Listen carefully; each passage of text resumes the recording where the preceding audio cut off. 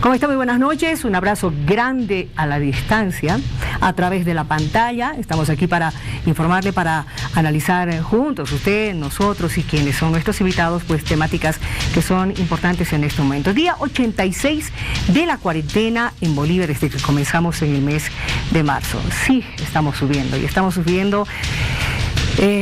No diré escandalosamente, pero sí preocupa bastante. Y estamos por entrar ya en el invierno, estamos a puertas de recibir el invierno, ya está haciendo frío en las madrugadas, especialmente en esta parte altiplánica, bastante humedad en las madrugadas, así es que por favor, cuídese, evitemos enfermarnos, tome vitaminas, tome zinc, tome todo lo que pueda hacerlo para que su cuerpo pueda estar fuerte. Hay que hacer frente a este COVID-19 que nos está afectando tremendamente. Dicho esto, pues vamos a conocer las 5 noticias destacadas del día. Esto es como consecuencia de que hemos estado viendo pacientes COVID, ¿no? Ha habido pacientes que han sido derivados de muchos hospitales, tanto del complejo como del departamento, porque es un hospital pulmonar.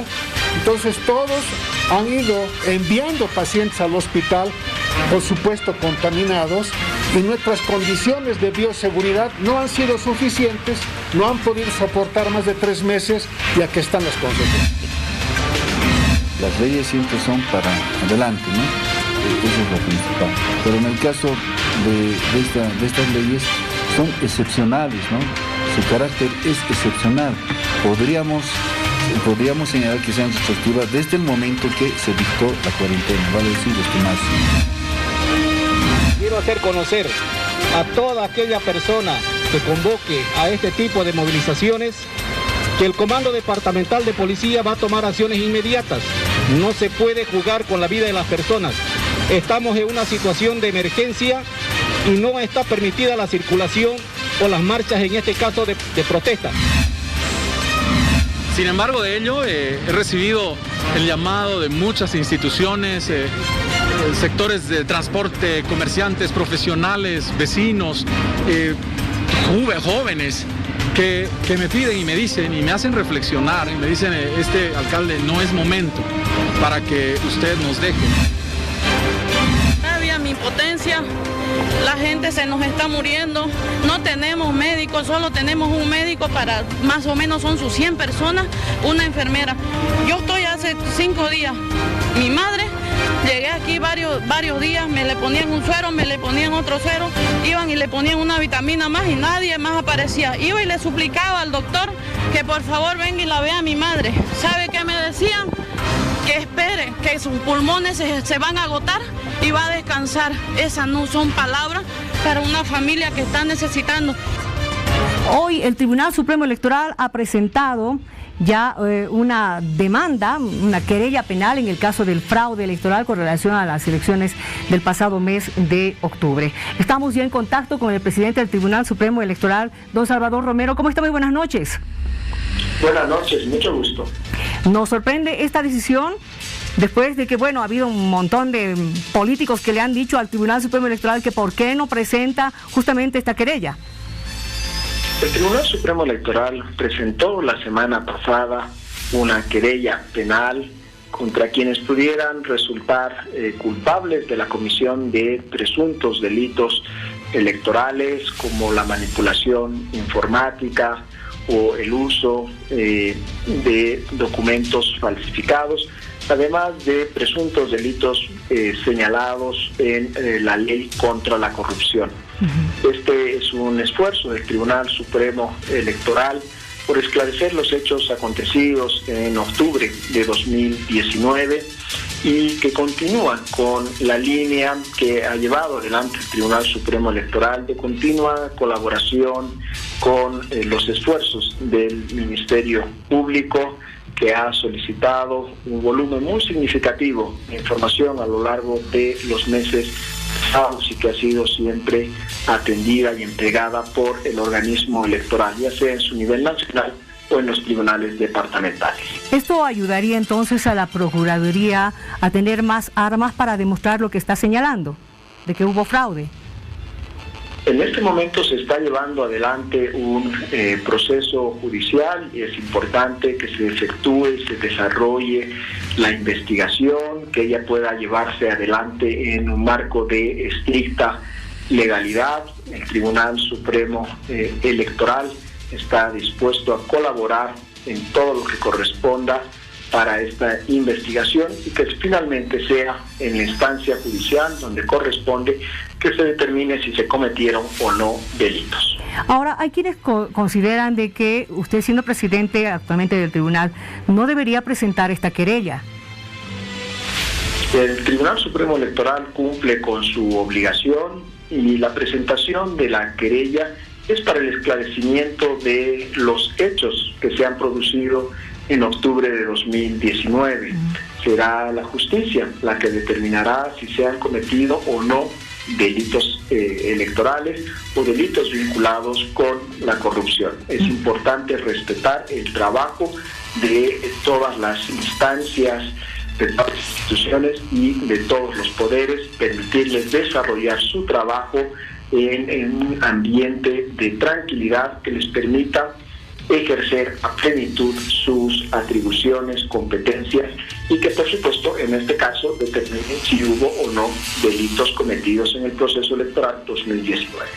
En medio de esto tenemos el informe de la OEA que salió el año pasado, justamente a poco tiempo de las elecciones, pero también un reciente informe, en realidad informe de 2 universidades de Estados Unidos, la de Pensilvania y la de Tulane, que señalan de que quizás no ha sido fraude lo que ha pasado el año pasado.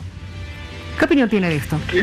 El Tribunal Supremo Electoral no entra a comentar los resultados de investigaciones que puedan llevar adelante centros de investigación. Para el organismo electoral, que se rige a partir de principios legales, lo importante es que en noviembre de 2019, a través de una ley que fue aprobada de manera unánime por la Asamblea Legislativa, se declaró sin efecto legal la elección 2019 y es por eso que el país está realizando una elección que es fundamental para su afianzamiento democrático, la elección general 2020.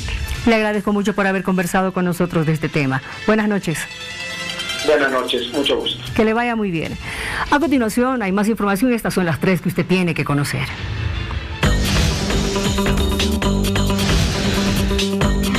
Wall Street cotiza en baja y las bolsas del mundo caen por temor a una segunda ola de coronavirus. El alza de casos en Beijing, que ordenó nuevas restricciones, sembró incertidumbre en los inversionistas. Los mercados de Asia y Europa extienden las fuertes pérdidas.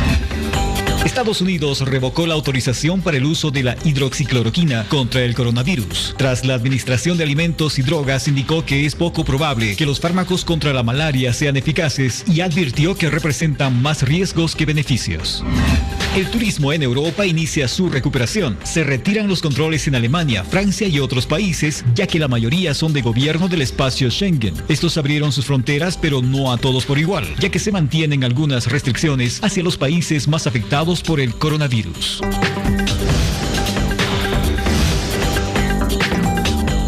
Tenemos información importante, por favor, este contacto en directo. El contacto en directo.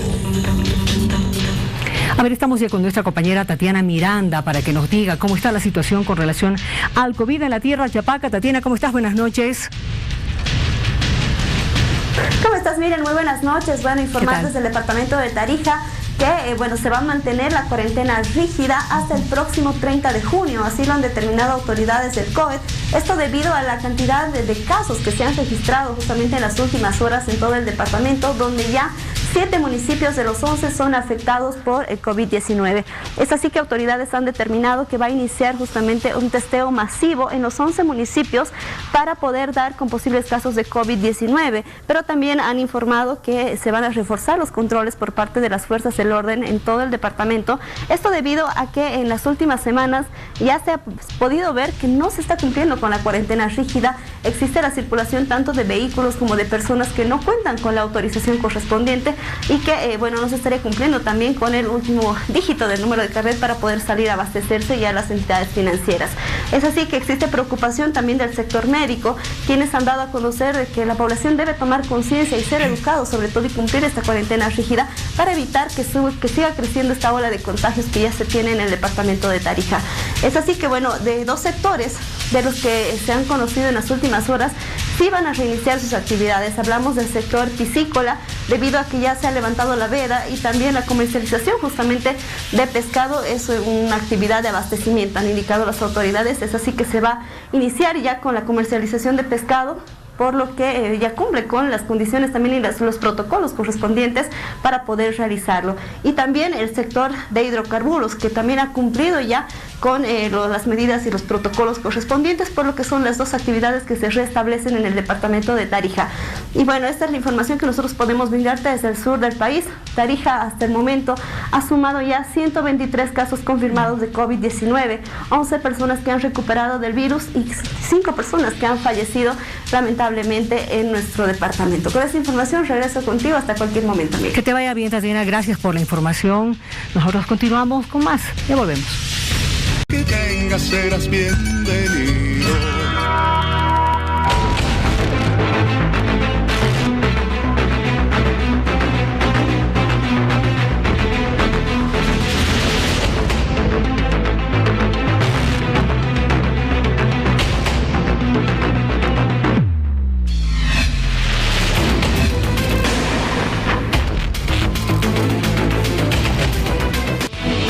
Pasando muchas situaciones importantes en el país, preocupantes también.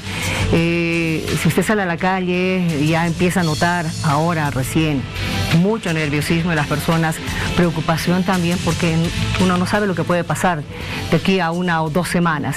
Estamos con don Jorge Tuto Quiroga, que es candidato a la presidencia por Libre 21. ¿Cómo está? Muy buenas noches, gracias por estar con nosotros. Estoy en lo cierto, ¿no? Creo que recién nos estamos comenzando a preocupar por lo que está pasando con esto del COVID. Buenas noches, Miriam, un gusto estar en Hora 23. Sí, yo comparto y todos estamos con la preocupación, con la angustia por seres queridos, por familiares, porque estamos llegando a una confluencia de 3 eventos muy difíciles. Primero, que está subiendo el pico de contagios. Sí. El pueblo cumplió con la cuarentena, ahora recién está llegando el pico alto de contagios y más decesos, tristemente, que también tiene que, y al mismo tiempo el golpe económico es duro para el sector de albañiles, carpinteros, gremialistas, transportistas que viven día a día, y las empresas y los despidos. Y eso coincide con un tercer elemento, la ingobernabilidad producto de la disputa permanente entre Congreso y Ejecutivo.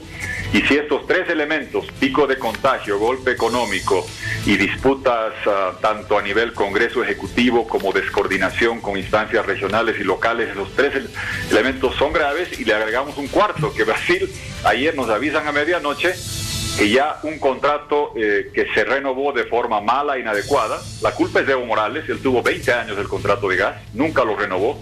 Él se fue en noviembre y el contrato expiró en diciembre. La renovación fue por la cuarta parte del tiempo, la mitad del volumen, no daba certidumbre. En abril hubo menores compras de Brasil y anoche nos avisan que va a dejar de comprar gas Brasil. Ese es un golpe a la economía tan duro como es el coronavirus a la salud. Qué complicado realmente, porque este tema evidentemente va a empeorar mucho más la situación económica en la que ya estamos, con préstamos de por medio, con esta situación en la que no estamos dando abasto justamente a tanta gente, tantos profesionales que están pidiendo ayudas, insumos, están pidiendo las pruebas. Las pruebas no van a llegar ya, don Jorge. Sí, Miriam, y a mí eso me entristece porque tú sabes, yo no soy oportunista ni me gusta subirme a la ola y aprovechar, pero yo recuerdo que en marzo yo hacía Facebook Live, lo sigo haciendo, o por las redes yo clamaba y pedía laboratorios, test, respiradores. El ex ministro de Salud, el señor Cruz, me acuerdo que una noche dijo que hay gente que busca palestra, aludiéndome a mí. Y fíjate, a mediados de marzo sabíamos cuál es el trato. Nosotros los ciudadanos nos replegamos a casa para parar el contagio durante una cuarentena que sabemos que la gente aguanta 45, 60 días a cambio de que el Estado nos dé más respiradores, triplique las salas de terapia, las unidades de terapia intensiva y tenga más laboratorios y test. Teníamos uno solo, Cenetrop, que está colapsando, después otro, no hay reactivos. un anuncio tras de otros, y yo, como tú me conoces, no me gusta ser oportunista. En marzo yo clamaba por esto, y ahora claramente, después de que el pueblo relativamente bien, porque éramos el país que más disciplinadamente acató la cuarentena según indicadores de Google en marzo, abril, hasta mediados de mayo, ahora la gente está desesperada y está saliendo más. No tenemos los reactivos, no tenemos la suficiente capacidad de test, y las unidades de terapia intensiva que habíamos dicho en marzo que teníamos 480, 490 entre sistema privado, público y seguridad social, creo que se han incrementado en 30 o 40. Requeríamos llegar a 1.500, requeríamos 1.000 más, no 40 más.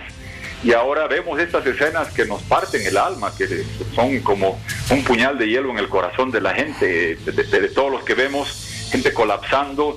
Era cerca de la casa de mi abuela Aurora en la Jordán, en Cochabamba. Yo miro de la 16, yo he caminado por ahí de niño, y personas colapsando, gente llorando en puertas de los hospitales. Es desgarrador, y estos días que vienen van a ser duros, porque reitero que convergen el pico de contagios con la capacidad sanitaria colapsada, con los golpes económicos, y en medio de eso el Congreso rechaza lo del Ejecutivo, el Ejecutivo persigue a gente del Congreso, y como te digo, adicionalmente Brasil, aduciendo que el coronavirus es fuerza mayor, interrumpe el contrato. Yo quisiera ver qué suministro energético, si el de Rusia a Alemania, o si el de Australia a Japón, o el de Estados Unidos a México, se ha interrumpido con el coronavirus. Tú y yo aquí seguimos usando luces y energía. Claro. Me parece, y además lo nefasto de eso, Miriam, es que si aceptamos que Brasil diga fuerza mayor, y aceptamos, se dijo que iba a hacer arbitraje. ¿Qué pasó, señores del gobierno de transición? Díganos.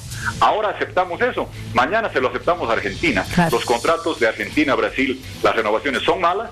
Yo he dicho que las voy a cambiar si llego al gobierno, pero quisiera poder cambiarlo sobre la base de algo consolidado y no algo interrumpido unilateralmente y aceptado de parte de las actuales autoridades con un comunicado débil que sale a medianoche. Creo que las universidades, gobernaciones, alcaldías, el TGN, donde van a caer estrepitosamente los recursos, porque, ojo Miriam, por la bajada de precios se viene una reducción de los ingresos. Claro. De todas esas instancias, y a eso le agregas que Brasil corta, y mañana Argentina, a todo este cuadro, y es muy muy complejo lo que se avecina, y por eso estamos todos enormemente preocupados por lo sanitario, pero sin descuidarnos de lo económico y los golpes que nos van a seguir llegando. Ahora usted está mencionando, ha hecho un croquis más o menos de la situación que estamos viviendo, el tema del contagio, que estamos en plena subida. Vamos a tener desde la próxima semana, yo creo que hasta mediados de julio, la etapa más crítica, con personas que no hubiéramos querido realmente jamás ver, que están colapsando en plena calle. Eso es lo que más duele. Segundo, la parte política que no se termina de solucionar. No se termina de solucionar. Hoy la presidenta del Senado ha dicho de que si la señora Yanine Áñez no promulga esta ley, se va a tener que hacer en la fecha anterior, que es el 2 de agosto. Y eso es complicado también. Bueno, sí, Miriam, creo que esto encaja en el elemento que te señalaba, ingobernabilidad. Sí. Que el Congreso no aprueba los ascensos, que el Ejecutivo dice que la va a procesar a gente del Senado. Cuando más se necesita coordinación, vemos más pugna. Y es triste porque yo en noviembre y diciembre vi un espíritu de reconstrucción democrática. Recuerda tú que estaba Yanine Áñez de presidente y Eva Copa en el Congreso, y se acordó, entre ellas acordaron los nuevos vocales, nuevos comicios, refrendar el 21F. Había un espíritu de entendimiento que creo que se rompió cuando el Ejecutivo entró en campaña en enero, y por ende el Congreso también entró en campaña. No aprueban los créditos, no aprueban una ley de refinanciamiento bancario de una forma en el Congreso, se le implementa de otra forma. Mire, yo en una sesión he dado una lista de medidas económicas de corto plazo, entendiendo que solo un nuevo gobierno legítimo, capaz y creíble va a poder rescatar la economía y lidiar con esta crisis. Es decir, por eso hay que tener elecciones, pero mientras tanto, con las limitaciones que se tiene, se puede redireccionar saldos de créditos externos, pero requiere aprobación del Congreso y coordinación. Se puede recortar gasto corriente, redestinarlo a la parte sanitaria, y qué triste, yo llamo, ojalá que la Iglesia pueda convocar, juntar, porque es el peor momento para pugna entre ejecutivo, legislativo, o lo que has visto, el gobierno nacional, regional y local que no se entienden. Yo no sé ya quién es el alcalde de Cochabamba, ya no sé quién es el director de sedes de La Paz, ya no sé quién es el del Beni, y la gente de sedes es la gente que tiene que trabajar. Los servicios de salud departamentales son la gente que tiene que coordinar, y creo que es el peor momento. Y sí, concluyo con una idea muy clara. Cuando fuimos al Tribunal Electoral, quisiera recordar, Miriam, que el 6 de septiembre fue la fecha que con todas las alianzas, aunque algunos se nieguen ahora, se discutió. Todos enviamos delegados a 3 reuniones, 2 al tribunal, 1 en el Congreso, y se acordó 6 de septiembre, en base a que se presumía que la curva iba a llegar a su pico más alto hacia mediados o fines de julio. Incluso se mostró estudios de la OMS y demás. Todos acordamos que era 6 de septiembre. Evo Morales, el tirano que salió huyendo desde Buenos Aires, le viene pataleta, impone el 2 de agosto. Esa, hoy día, es la fecha que está vigente, que es absolutamente irrealizable. ¿Se podrá el 6 de septiembre? Yo sostengo lo que siempre he dicho. Dios y el coronavirus decidirán. Yo planteé darle flexibilidad al Tribunal Electoral, elegido por el MAS y por demócratas, los 7, y no me hago problema de darles la confianza que ellos fijen la fecha en función a la evolución sanitaria. Don Jorge. Pero dicho eso, si hay que escoger, 6 de septiembre es mejor que 2 de agosto. Don Jorge, a ver, reitéreme lo que acabo de escuchar. ¿Demócratas también estaba en esa reunión? ¿Ellos también indicaron de que sí se podía el 6 de septiembre? Claro, cuando se hizo las reuniones en el Tribunal Supremo Electoral, hubo 2 que convocó el órgano electoral, y hubo una tercera. Revisa la prensa y la televisión. El MAS en el Congreso, en la comisión, nos convoca, todos enviamos delegados, y en el Congreso el informe de comisión salió por unanimidad, entre MAS y demócratas, señalando un rango de fechas hasta el 6 de septiembre.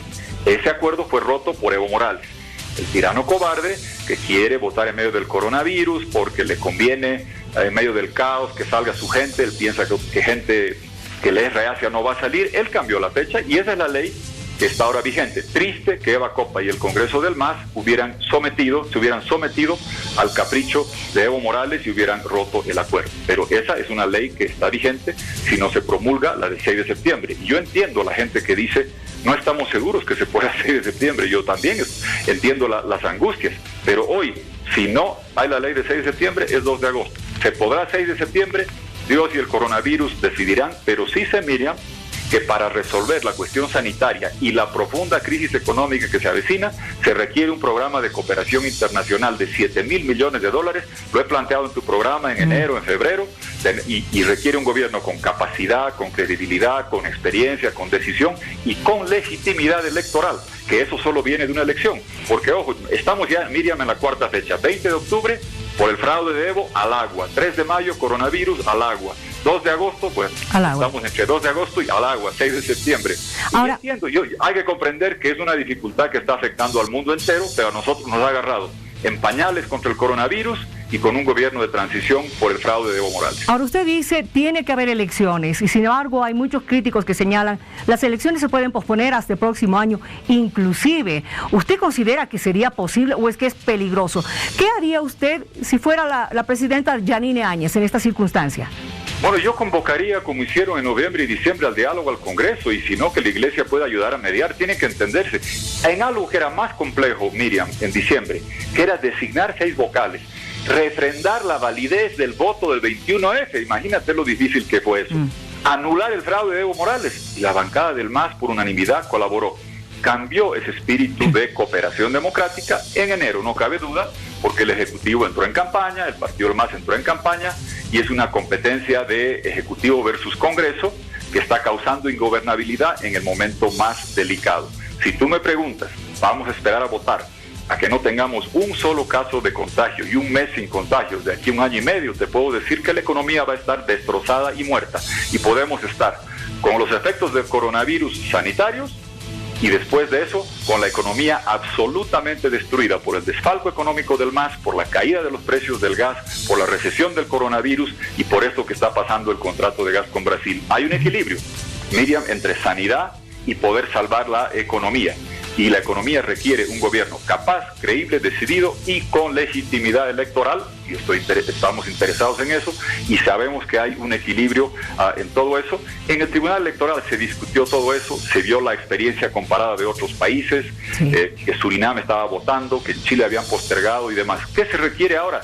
Entendimiento y comprensión. ¿Cómo hay que regenerar un espacio en el que no podemos hacer más que exhortar entre el Ejecutivo, el gobierno de transición y el legislativo, que prioricen el tema sanitario y no solamente la cuestión de la fecha, sino la aprobación de créditos, el redireccionamiento de saldos sin utilizar, de préstamos que teníamos para carreteras o para obras, que ahora no es, ¿qué haces con carreteras si todo el mundo ha fallecido o está contagiado? No todo el mundo, pero mucha gente afectada. Entonces todo el mundo está redireccionando saldos de créditos, sí. Que se puede también contraer más obligaciones, se requiere coordinación, y ojo, no solo a nivel ejecutivo legislativo, sino también a nivel de gobierno nacional, con gobernaciones y con alcaldías, que tú sabes bien que hay también esa pugna que se traslada a esas instancias, y la que sufre es la gente, Miriam. Eso es creo totalmente que requerimos cierto, una ¿no? respuesta rápida. La población es la que en este momento está sintiendo una total incertidumbre, un total abandono, porque nadie se pone de acuerdo, hay problemas para una cosa, para otra cosa. Se puede tomar todo en uno y arreglar todo en uno,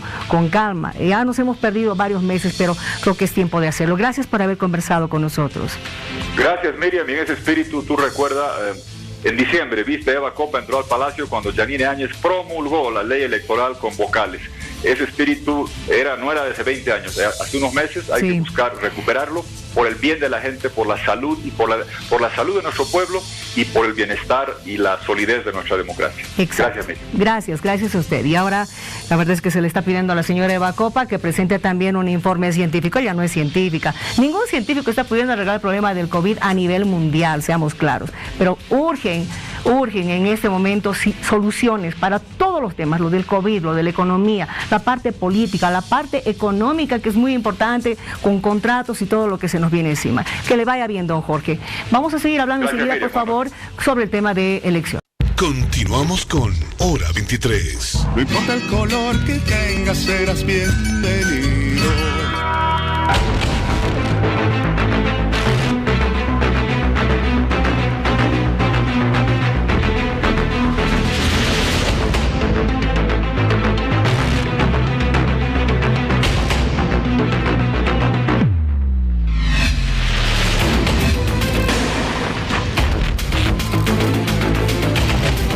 Y evidentemente no solamente estamos hablando del COVID, no solamente del tema económico, del tema de las elecciones también.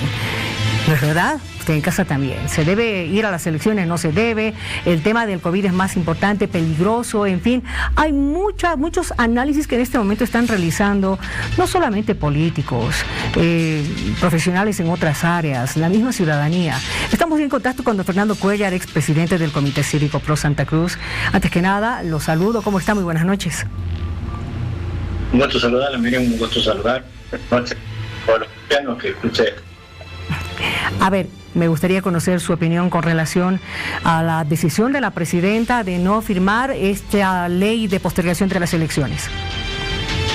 Bueno, yo creo que es importante primero dejar claro que todos los que hemos venido trabajando y luchando por la democracia, hoy se quiere ver burlada por un tema eleccionario. Y lamentablemente vemos que el MAS nuevamente sigue trabajando y sigue coordinando y sigue mandando en el Tribunal Electoral. Nosotros, los ciudadanos y los representantes de los comités cívicos, hicimos una lucha de muchos años para poder desbloquear ese Tribunal Supremo Electoral y que sea transparente, que tenga fundamentalmente transparencia en el manejo de las elecciones y que el voto del ciudadano sea respetado. Lamentablemente vemos que este Tribunal Supremo Electoral nuevamente cae en error y cae en la manipulación de lo que es un partido de gobierno, que fue el Partido del Movimiento al Socialismo, que salió huyendo de Bolivia por una serie de actos, el fraude tan grande que realizaron en el mes de octubre.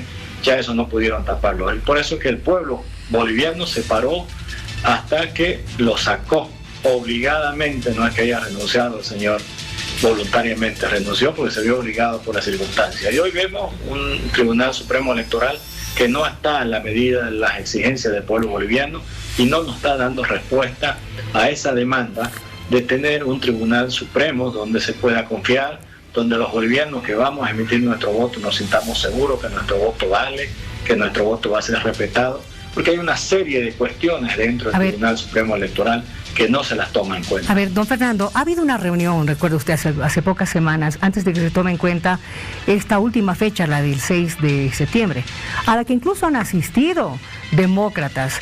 Ha estado gente del partido de don Tuto, don Carlos, evidentemente del MAS, también ha estado gente de los demócratas. Sí, el señor Camacho ha señalado de que no estuvo ahí, pero todos habrían acordado en esta fecha. ¿Usted qué me dice de esto? Mire, yo creo que no están tomando en cuenta la gravedad del significado de la salud y el respeto a la vida de los bolivianos. La gravedad de esta pandemia nos está mostrando la realidad de lo que está sucediendo con la pandemia, nos está mostrando que no es solamente lo que se dice, va más allá, porque hasta la fecha en ninguna parte del mundo se conoce que haya un tratamiento preventivo al COVID-19 y lamentablemente hasta hoy tenemos vacunas. Entonces, ¿qué vamos a poner primero? ¿La vida o los intereses políticos partidarios del partido que sea? No importa cuál haya sido el partido, si es el MAS, si es Comunidad Ciudadana, si es Creemos, si es Juntos, no importa. Creo que tenemos que tener clara cuál es la posición del pueblo boliviano y cuál es la posición del gobierno. Creo que por ahí la presidenta ha escuchado la demanda del pueblo y no se ha prestado para este juego, promulgando una ley que lo único que está promoviendo y lo que busca es adelantar unas elecciones que ya fueron retrasadas por una cuestión de salud. Y creo que la misma Constitución Política del Estado establece que la salud es lo primordial, es lo esencial y lo principal para todo el pueblo boliviano. Entonces, no podemos estar en plenas elecciones generales cuando vemos que existen todavía un pico muy alto de la pandemia en Bolivia, claro, y está poniendo en riesgo en todo caso a los ciudadanos bolivianos. No se olvide que votan ciudadanos que tienen mayores de 60 años. Exacto. Sin embargo, don Fernando, permítame que le interrumpa también. No hay que olvidarse que la economía del país realmente está en una situación muy delicada, muy precaria para muchas familias que realmente ya no tienen que comer. Es decir, una nueva cuarentena, un nuevo encierro va a ser fatal para muchas familias, y eso no estoy exagerando. Hay muchas personas que realmente están en estos momentos, en estas 2 semanas que han salido a trabajar, tratando de sacar justo lo necesario para poder comer, ni siquiera para pagar el alquiler, para poder comer. Incluso no van a poder ni siquiera comprarse medicamentos, ¿se da cuenta? En este momento realmente hay que atender diversos aspectos, no solamente el tema de salud. Por eso le digo, ¿usted cree que no es importante estas elecciones? Yo creo que son importantes todas las elecciones. Lo que no creo que la fecha que han establecido sea la fecha adecuada. Bolivia debe tener unas elecciones porque necesitamos un gobierno que esté constitucionalmente elegido por el voto del ciudadano y no como este gobierno que es transitorio, obviamente, pero que tiene un mandato. Y el primer mandato es proteger a su pueblo. Es la obligación que tiene cualquier gobierno y cualquier ciudadano de proteger a su pueblo. ¿Y cómo se lo protege? Protéjala dándole salud, dándole las condiciones para poder trabajar, y creo que se puede coordinar perfectamente el tema para poder ir teniendo una cuarentena flexible, y que algunos sectores que necesitan salir vayan saliendo, que vaya flexibilizándose y que la economía no se paralice totalmente. No se olvide que si hay un pueblo enfermo no va a salir a trabajar. Si usted se enferma, así necesite comer o tenga condiciones, no va a ir a la calle, no va a poder ir a la calle, porque no sabe si es que va a curarse o si va a seguir enferma, y va a infectar además a toda su familia, y va a infectar posiblemente a sus vecinos, a la gente que lo atienda, porque no se trata de decir que se contrate más ítem, no se trata de decir que se compren más respiradores o que se alisten más camas para hacer terapia. No se trata de eso. No va a haber sistema de salud en el mundo que aguante cuando tengamos nosotros la necesidad de llevar 2.000, 3.000, 10.000 personas a unos respiradores. Creo que eso está demostrado en el mundo, y nosotros tenemos que tener la capacidad para poder analizar las situaciones que han pasado. Países con mayor desarrollo económico y con mayor capacidad científica en su salud pública, que no han podido adaptar y poder enfrentar esta situación del COVID-19. Entonces creo que nosotros tenemos que tener primero, ¿qué necesitamos? Ser ciudadanos que tengamos una buena salud. Si usted tiene buena salud, seguro que va a salir a trabajar cómodamente, pero si usted está enfermo, así tenga recursos, así tenga dinero, no va a poder hacerse curar porque no abastecen los hospitales, no abastecen los médicos. Hoy los médicos están pidiendo que se contraten más recursos humanos, más médicos, más enfermeros, más asistentes, pero resulta que tampoco ya hay médicos que quieran ir a trabajar, tampoco hay más enfermeras que puedan ir a trabajar. Entonces hay que buscarle una acción donde veamos cómo vamos a enfrentar entre todos esta pandemia que realmente es devastadora, y creo que tenemos que entender todos los bolivianos que dejaremos a un lado nuestros intereses particulares y veremos por la mayoría del pueblo boliviano. Le agradezco por haber conversado con nosotros. Buenas noches, señor Cuellar. Muy buenas noches, un gusto saludar. Que le vaya bien.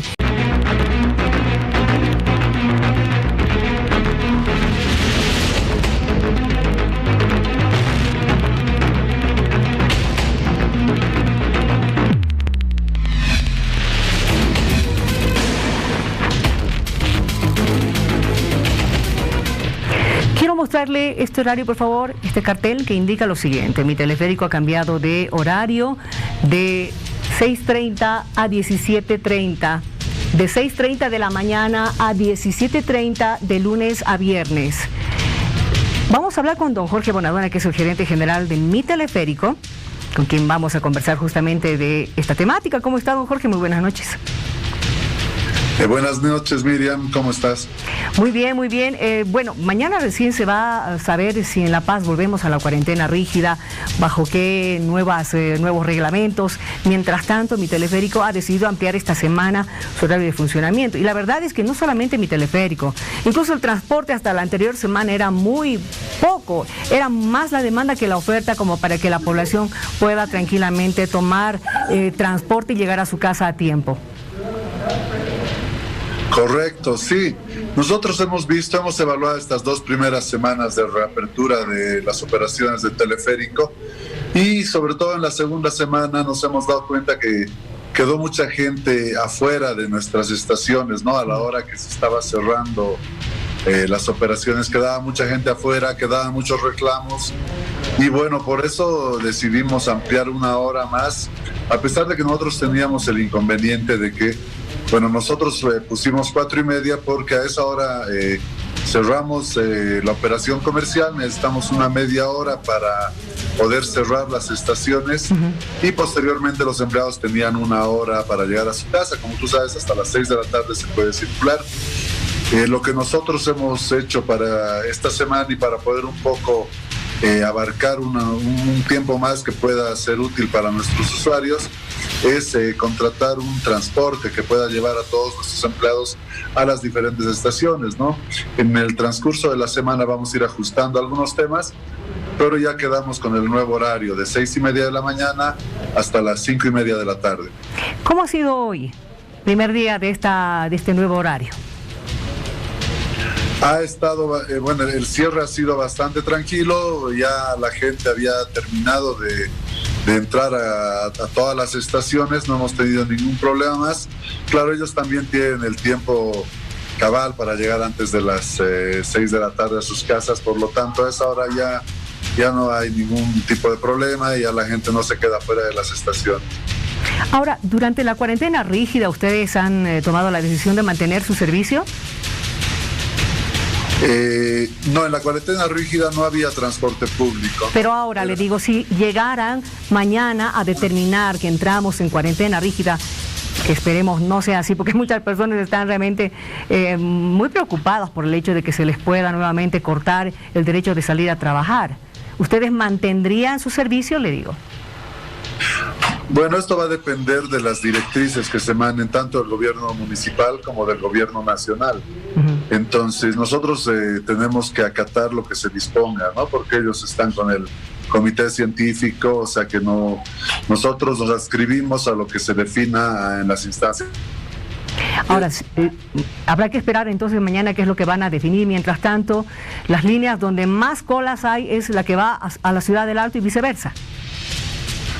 Correcto, las líneas con más afluencia de público son la morada, la amarilla, la roja y la azul, ¿no? 3 de las 4 son las que conectan la ciudad de La Paz con el Alto. ¿Cómo están haciendo con las medidas de desinfección? Sí, a partir del día miércoles, bueno, ahora estamos aplicando una limpieza profunda con la empresa que tenemos contratada, pero a partir del día miércoles entra una nueva empresa que va a hacer la desinfección constante de todas las cabinas, es decir, mientras están funcionando, en la vuelta que da en cada andén van a poder ver a estos funcionarios, a esta empresa que va a hacer la desinfección de cada cabina y todo el tiempo, constantemente. Igualmente se van a hacer desinfecciones de todas las estaciones a diario. Muy bien, le agradezco mucho por haber conversado con nosotros, don Jorge. Esperemos mañana conocer estas nuevas disposiciones. Perfecto, muchísimas gracias, Miriam, para servirles. Muy bien, perfecto. Vamos a estar al tanto de todos los cambios que haga mi teleférico. Y por supuesto vamos a hablar también de temas importantes, porque más adelante estaremos hablando del padre Mateo, usted lo recuerda, el que ha impulsado que se le dé el 10% a todo el sector de salud. Ha enfermado de coronavirus. Vamos a escucharlo a él, a ver qué nos recomienda, porque él sabe perfectamente lo que es tener el COVID-19 en su cuerpo. Y ya retorna. Hora 23. No importa el color que tengas, serás bienvenido. El color que tengas, serás bienvenido.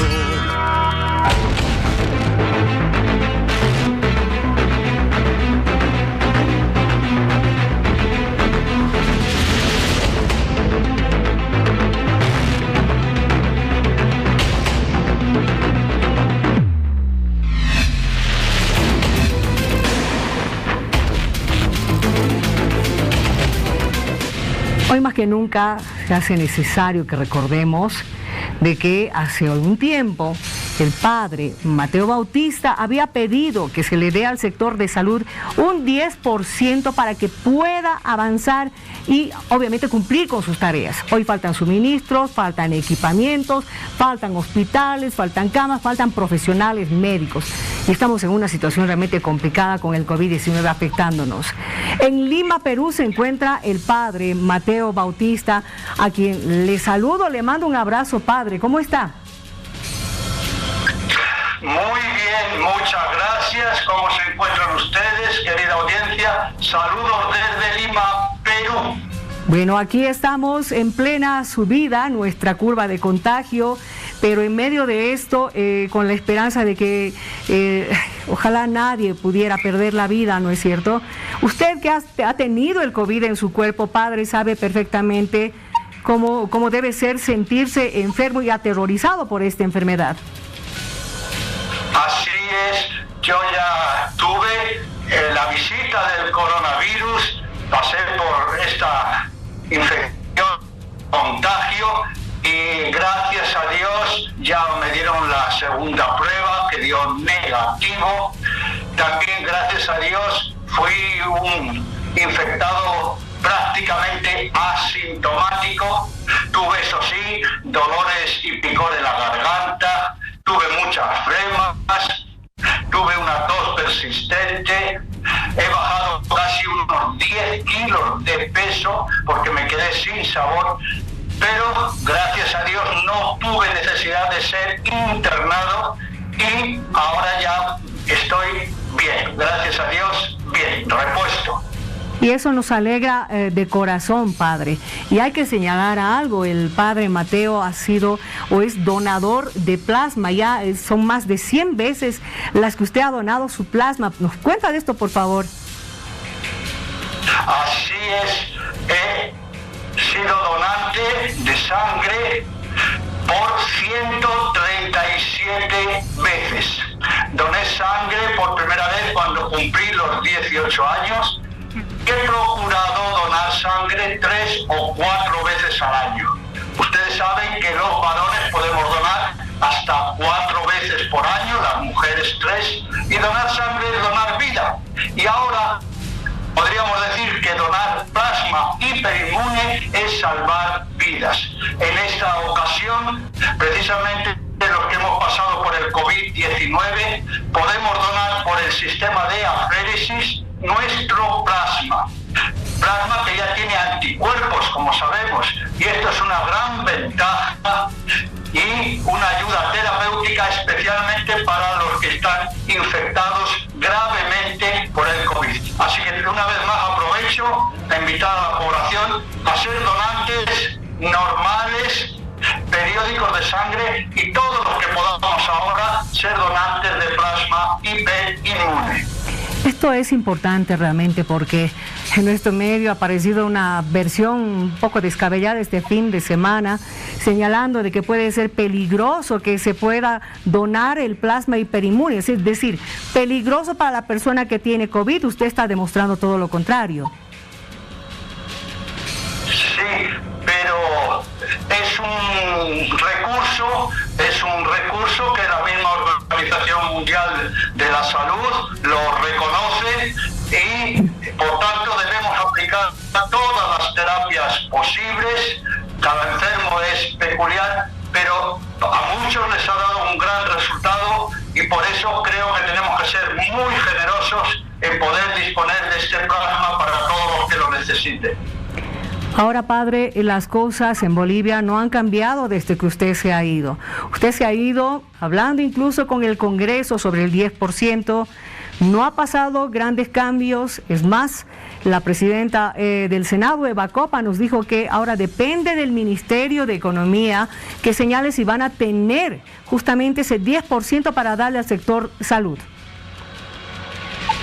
Bueno, conviene recordar que estamos hablando de un proyecto de ley que se ha presentado por tercera vez en la Cámara de los Diputados. La primera vez en el año 2015, después en el 2017 y finalmente por tercera vez el 27 de noviembre del año pasado. Hizo su camino en la Cámara de los Diputados y pasó al Ejecutivo, como corresponde en cualquier proyecto. Y ahí los ministros de Economía y los ministros de Salud, porque claro, este es un proyecto eminentemente de salud y de economía, porque es un 10% para la salud. Pues bien, estos ministerios dieron el visto bueno y el proyecto de ley volvió a la Cámara de los Diputados. Pasó al Comité de Salud de esta Cámara de los Diputados y el Comité de Salud lo aprobó, lo avaló por unanimidad. De ahí pasó a la Comisión de Salud y el proyecto quedó varado, quedó congelado en la Comisión de Educación y Salud que preside el diputado del MAS, Franklin Flores. ¿Qué quiere decir esto? Que nunca, desde febrero, que ya tenemos los informes favorables del Ministerio de Economía y Salud, se ha reunido la Comisión de Salud de la Cámara de los Diputados para tratar este tema. No se ha reunido nunca. El presidente de la Comisión de Educación y Salud, el diputado Franklin Flores, no ha reunido a la comisión para tratar el tema. Por tanto, el proyecto está paralizado. Pero el ministro de Economía y el ministro de Salud ya dieron los informes favorables. Así está la situación, padre. Lamentablemente, con todo parado, mientras los médicos siguen pidiéndole y reclamándole al gobierno de que entregue, que les dé por lo menos trajes de bioseguridad. Estamos realmente en una situación muy complicada. Yo le agradezco por haber conversado con nosotros este poquito tiempo. Le agradezco además por haber comentado incluso de su experiencia como donador de plasma.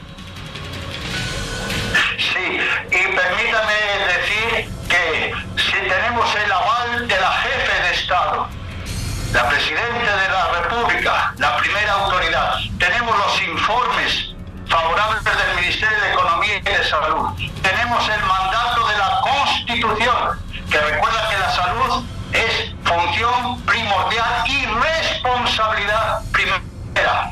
No hay, por tanto, ninguna excusa para que tengamos el 10% para la salud. Y precisamente la pandemia nos ha abierto los ojos de que tenemos un sistema tan débil y por eso ya tenemos que pensar en los presupuestos de 2021 y necesitamos este 10%, porque esto no es color político, esto no es ideología, esto es una necesidad y más que nunca todos tenemos que levantar esta manito pidiendo, reclamando lo que dice la Constitución, que tengamos una salud para todos. Pensemos finalmente que este proyecto de ley va a favorecer a los más desprotegidos, a los que no tienen ningún tipo de seguro, va a financiar el SUS.